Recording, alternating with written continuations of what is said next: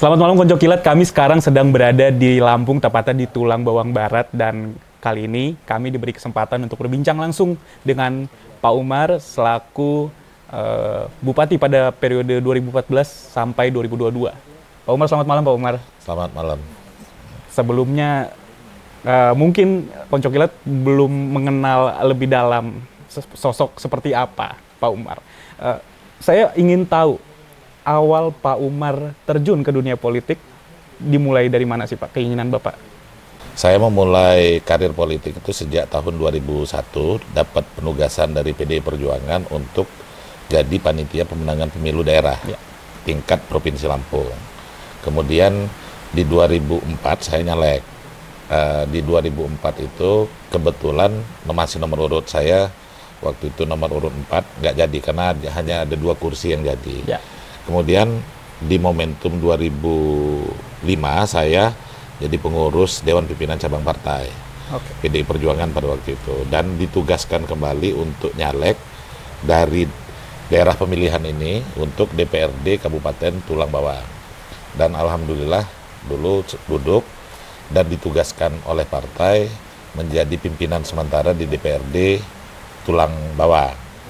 Tahun 2009 itu juga terjadi pemekaran daerah. Dan 2010 ada pengisian anggota DPRD untuk Tulang Bawang Barat.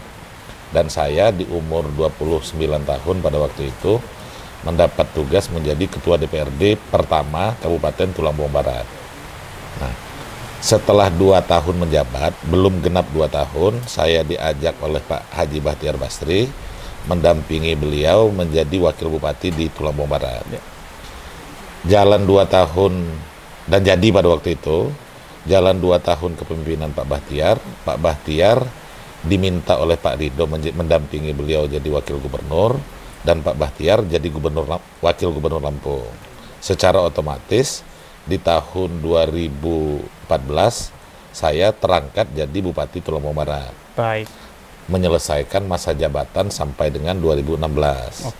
Kemudian tahun 2017 kesempatan pilkada lagi, saya ikut pilkada. Pada waktu itu semua partai politik bersama-sama secara musyawarah mufakat untuk mendorong saya kembali jadi Bupati Tulang Bawang Barat sampai dengan tahun 2022.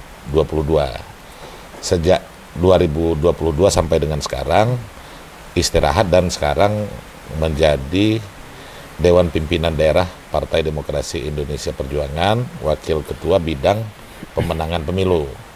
Ada 2 bidang yang saya tugasi, pertama Badan Saksi Pemilu Nasional dan Badan Pemenangan Pemilu. Jadi dua tugas utama yang diberikan oleh partai kepada saya hari ini. Ketika saya menginjakan kaki di Tulang Bawang Barat, saya merasakan atmosfer yang berbeda, karena kebetulan saya orang Lampung juga Pak. Saya melihat Tulang Bawang Barat sebuah kota yang didesain secara lebih serius. Maka dari itu yang saya tahu Tulang Bawang Barat sendiri mendapat penghargaan dari Jepang sebagai inisiatif city. Itu sebenarnya inisiatif Bapak ketika menjabat, atau sebenarnya dari dulu ketika Bapak jadi wakil bupati sudah tercetus ingin membuat desain kota seperti ini Pak? Saya ngulang lagi dari awal. Saya itu lahir dan besar di tempat ini. Rekaman-rekaman tentang perjalanan daerah ini sudah melekat mulai dari tutur-tutur yang sering saya dengar kesehariannya di tempat ini. Sehingga ketika saya mendapatkan amanah untuk menjadi Bupati Tulang Bawang Barat, semua rekaman itu yang terkristalisasi di dalam pemikiran, nah itulah yang saya keluarkan menjadi program-program. Selain kita juga meriset apa yang menjadi kebutuhan dan keinginan warga masyarakat, itulah yang mendasari keluarnya semua program yang hadir pada hari ini. Nah, memang dalam perjalanan sebagai Bupati Tulang Bawang Barat itu, kata kunci utama ketika kami merubah Tulang Bawang Barat ini menjadi Tubaba. Jadi Tubaba itu bagi kami tidak lagi sekedar singkatan Tulang Bawang Barat, tetapi Tubaba itu adalah masa depannya Tulang Bawang Barat. sesuatu yang ingin dituju oleh Tulang Bawang Barat. Dia berubah dari tempat menjadi sifat, dari tempat menjadi nilai.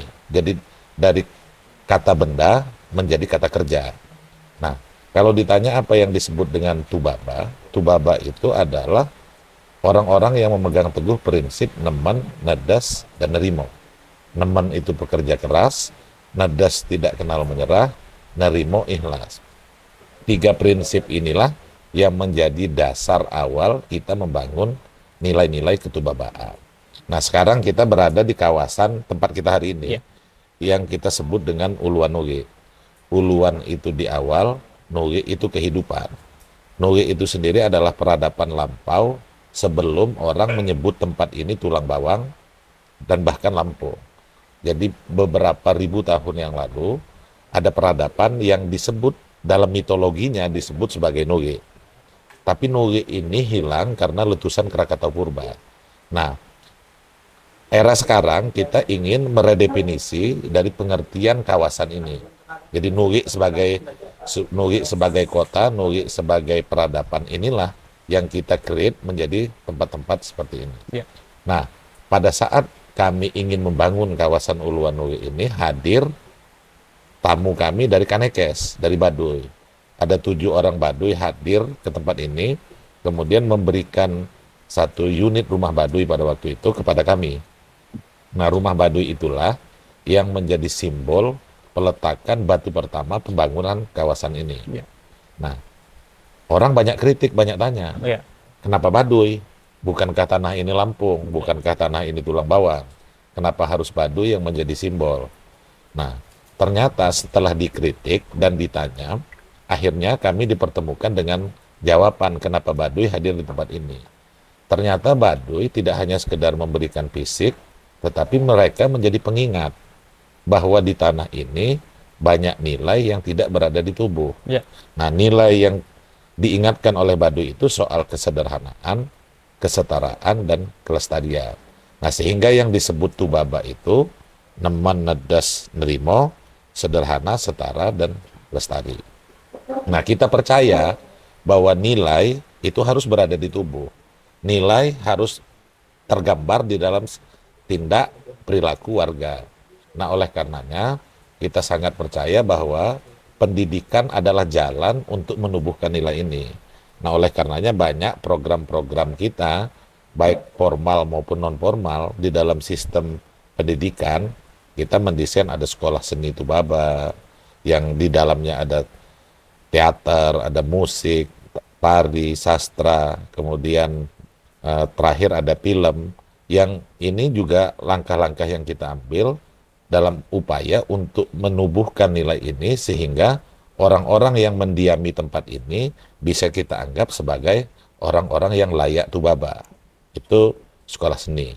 Kemudian ada juga pesantren Tubaba. Ini model pendidikan yang kita lakukan pada waktu itu bagi anak muda dan mudi Tubaba yang kita titipkan kepada orang-orang yang kita anggap layak Tubaba. Kepada sastrawan, kepada seniman, budayawan, arsitek, praktisi lingkungan yang ada di beberapa kota di Indonesia, di Bandung, Jakarta, Jogja, ya kita ngirim orang-orang ini.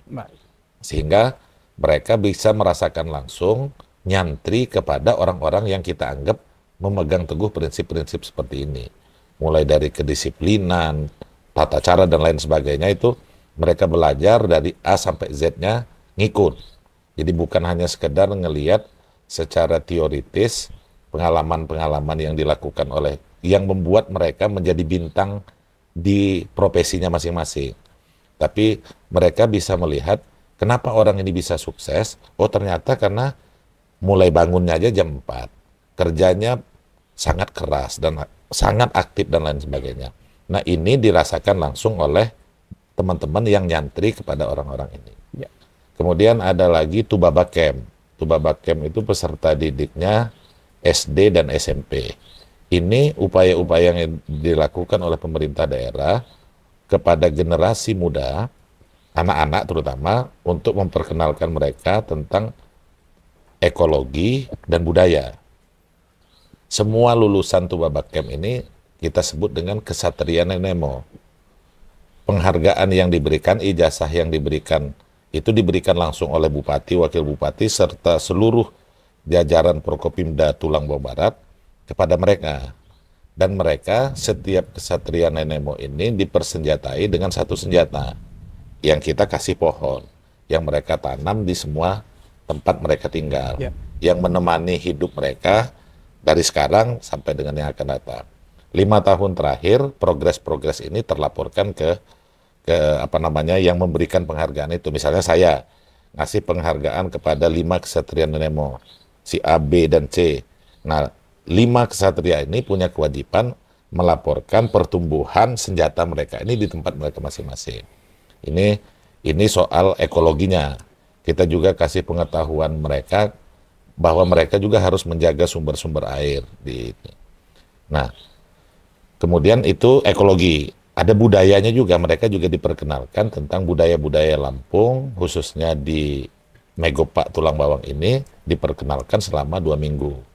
Karena campnya pada waktu itu kita nggak ada camp khusus, sehingga rumah dinas bupati itulah yang jadi camp untuk memberikan pengetahuan. Kemudian ada Tubaba Cerdas. Tubaba Cerdas itu diilhami dari Indonesia Mengajar, yang kami perbesar di tempat ini. Kemudian di tahun 2018 kita perbesar lagi menjadi guru penggerak, dan alhamdulillah guru penggerak inilah yang diadopsi secara nasional oleh Kementerian Pendidikan pada waktu itu untuk melahirkan pionir-pionir di tempat masing-masing untuk menggerakkan pendidikan yang kolaboratif di tempatnya. Tapi di Tulang Bawang Barat fokus pada ekologi dan budaya. Nah, kalau yang saya lihat secara nasional ini mungkin di soal teknologi dan digitalisasi. Nah, upaya-upaya dari semua yang kita lakukan ini untuk membentuk manusia yang layak Tubaba, itulah yang kami sebut dengan perjalanan pulang ke masa depan. Upaya untuk menubuhkan nilai ini. Nah, hari ini secara fisik itu kan tadi nilai untuk membentuk orang. Jadi ada 2 yang fokus kita, membentuk orang dan membangun ruang. Nah, membangun ruang, kebetulan kita bersama dengan arsitek Andra Matin, membangun tempat-tempat di tempat ini, dan karakter-karakter arsitektural inilah yang menjadi ciri dari arsitektural Tubaba. Kalau tadi kita pernah lihat ada Islamic Center, kemudian Berugo Kotet, ada Pasar Pulung Kencana, kemudian ada masjid tepi sungai, dan lain sebagainya. Kalau orang ngelihat seperti itu, oh kita sudah Tubaba. Nah, singkat katanya gini, Mas, kalau orang masih buang sampah sembarangan, kita pastikan itu bukan orang Tubaba. Begitu, baik. Iya, dia masih orang Tulang Bawang Barat. Jadi belum ada transformasi nilai ke tubuhnya. Nah, ketika dia sudah enggak lagi, nah itulah yang kita sebut dengan orang yang layak Tubaba itu. Selain prinsip-prinsip yang 6 tadi itu. Bapak juga diberikan penghargaan oleh Pak Jokowi, Satya Lencana. Satya Lencana Pembangunan. Satya Lencana Pembangunan. Penghargaan, saya sih belum begitu tahu persis penghargaan Satya Lencana Pembangunan ini, apakah penghargaan tapi yang memberikan itu bukan lagi menteri, tapi presiden. Waktu itu diberikan oleh Presiden Jokowi pada saat saya tidak menjabat lagi.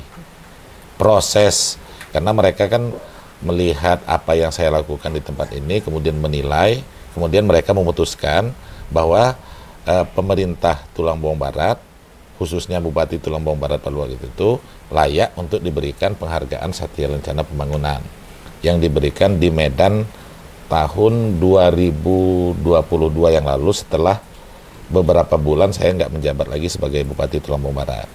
Nah, ya penghargaan itu tentunya ya menjadi motivasi bagi seluruh masyarakat Tulang Bawang Barat, motivasi bagi seluruh aparatur pemerintah Tulang Bawang Barat untuk bekerja yang lebih baik lagi. Karena bagi saya penghargaan yang diberikan oleh siapapun itu sebenarnya bukan dalam bentuk, bukan hanya sekedar apresiasi, sebenarnya kerja baik itu kewajiban. Ya bagi kami sebenarnya, bagi orang-orang yang Tubaba ini sebenarnya penghargaan itu nggak penting. Karena bekerja baik itu kewajiban. Bekerja buruk ya nggak boleh.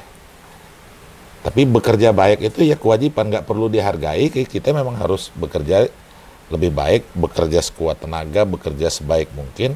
Itu adalah kewajiban dan menjadi standar dari semua orang, baik yang ditugaskan di pemerintahan maupun kita sebagai masyarakat. Karena kayak tadi kita kan muter-muter ngelihat sampah banyak ini. Ya, kalau kita nunggu instruksi Presiden Republik Indonesia untuk membersihkan sampah di depan sekolah seni Tubaba, ya mungkin sampai tahun 2070 nggak turun instruksinya.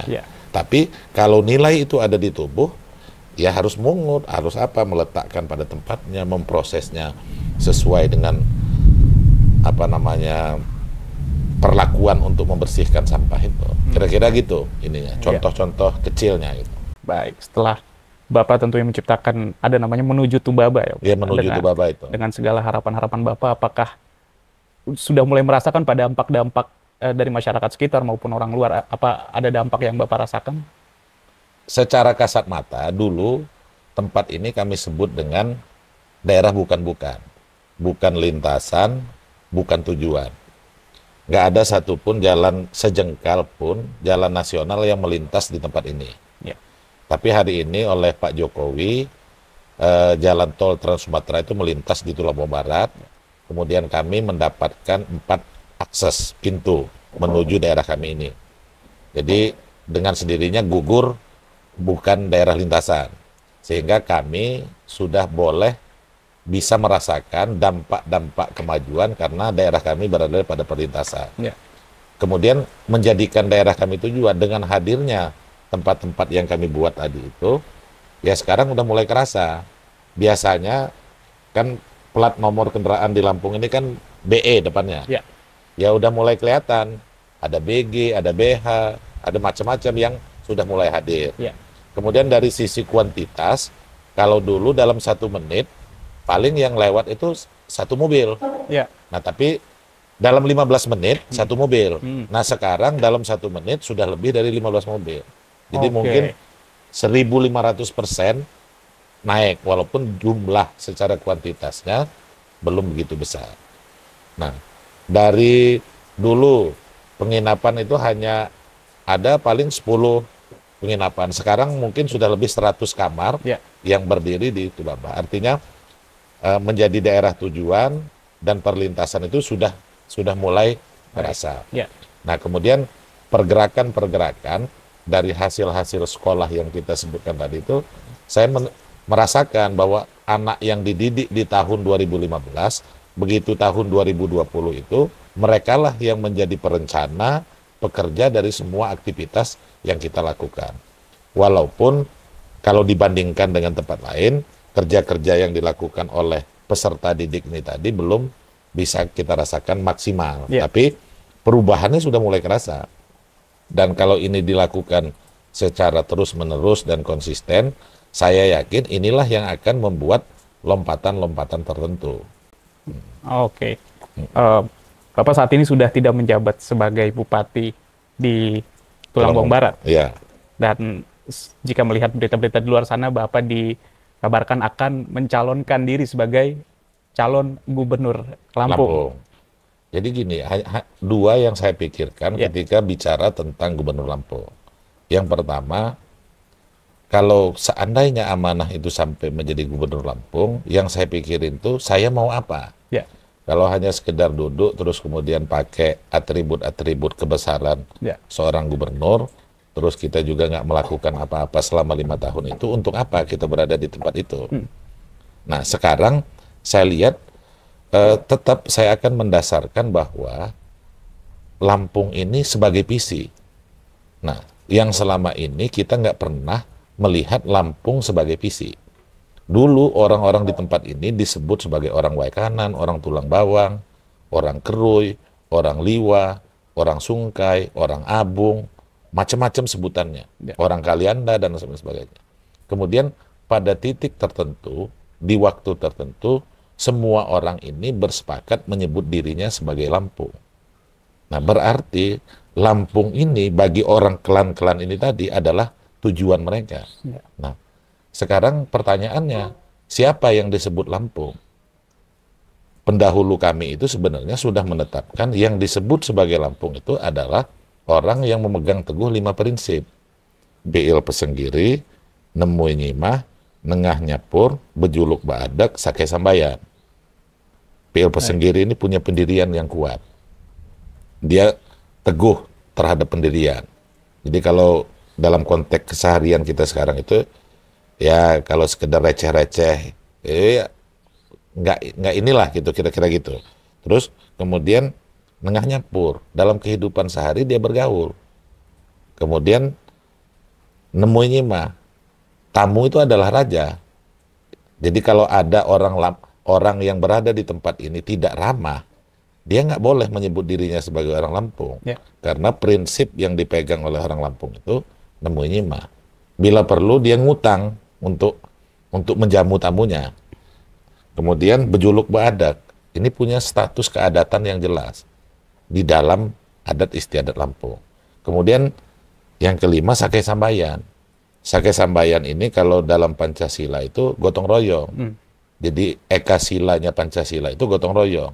Nah, masyarakat Lampung ini sudah mengenal gotong royong, sudah menjadi prinsip hidupnya dalam kehidupan sehari-hari. Yeah.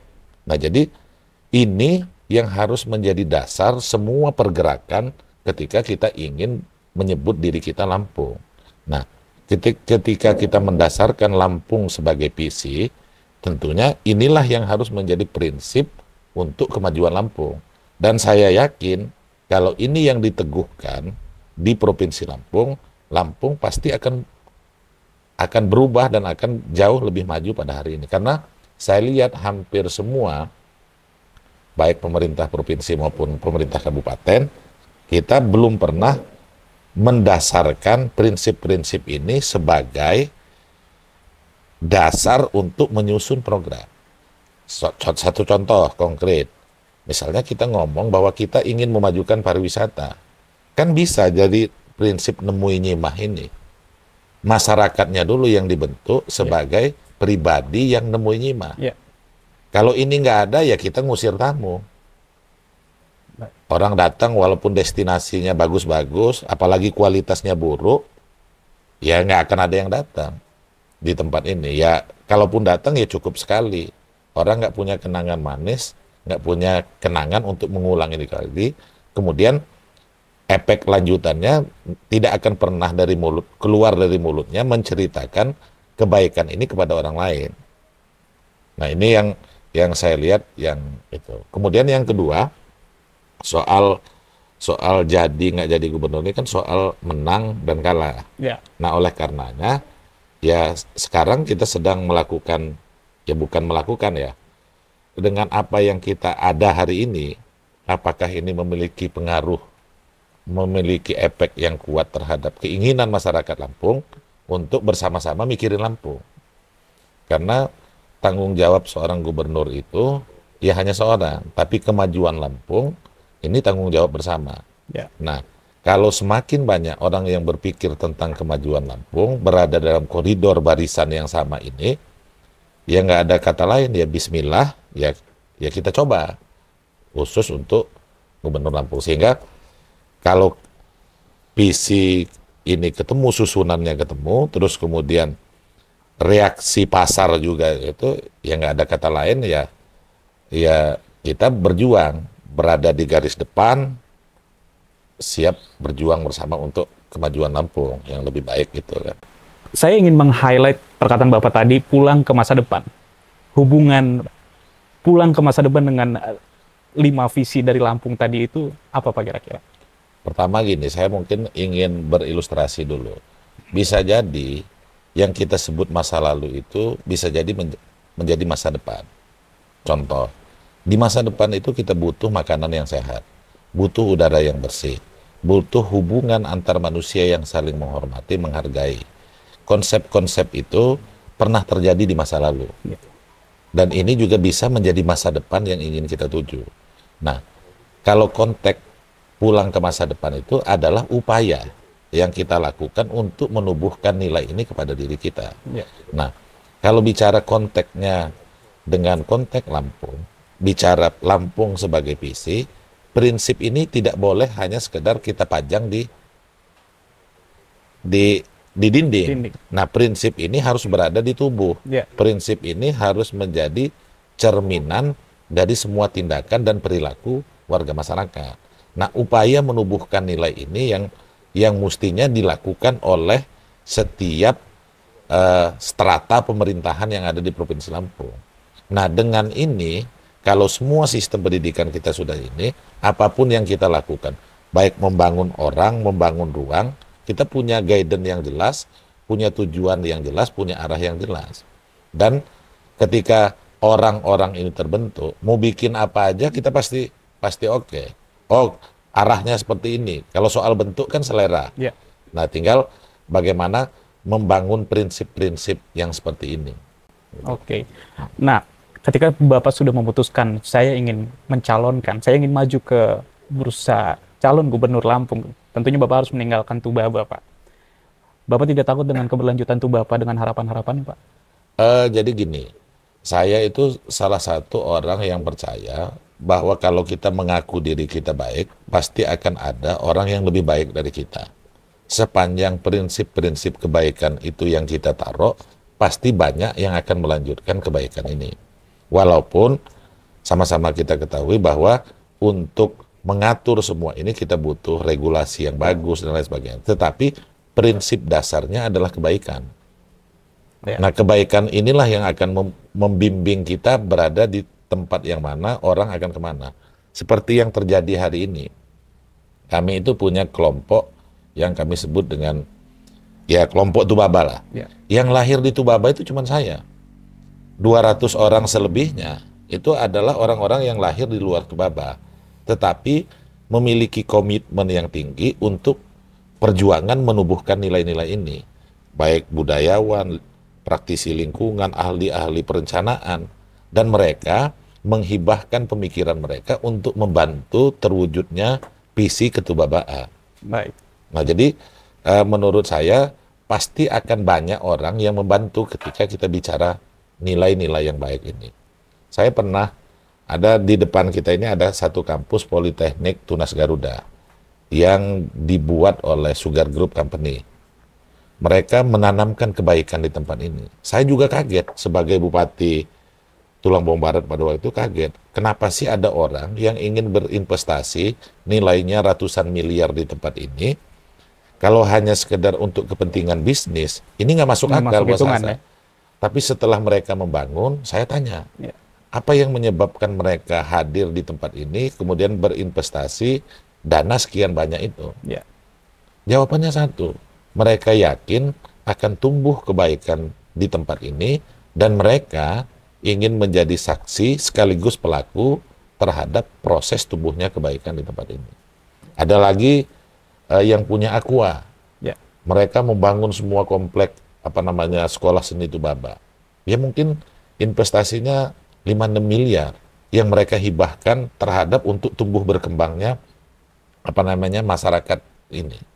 Jadi banyak lagi ada Tarakanita juga hadir di tempat ini. Sama jawabannya, mereka ingin menyemai kebaikan di tempat ini secara bersama dengan pemerintah di tempat ini. Baik. Jadi kalau saya sebenarnya dimanapun itu asal dasarnya adalah kebaikan, nggak di sana, nggak di sini, di sana maupun di sini itu sama aja. Jadi nggak ada keraguan untuk itu, kemajuan itu. Baik. Terakhir Pak Umar, ketika Bapak mudah-mudahan diberikan kepercayaan oleh masyarakat untuk memimpin Lampung, harapan Bapak sendiri untuk Lampung apa ketika Bapak memegang jabatan itu? Ya pertama itu tadi, Lampung harus menjadi lebih baik. Nanti secara bersama kita akan rumuskan menjadi lebih baiknya itu seperti apa. Tetapi konsep dasarnya kita harus meletakkan dulu bahwa Lampung itu sebagai visi. Dasar inilah yang mendasari semua program dan kegiatan yang akan kita lakukan untuk kemajuan Provinsi Lampung.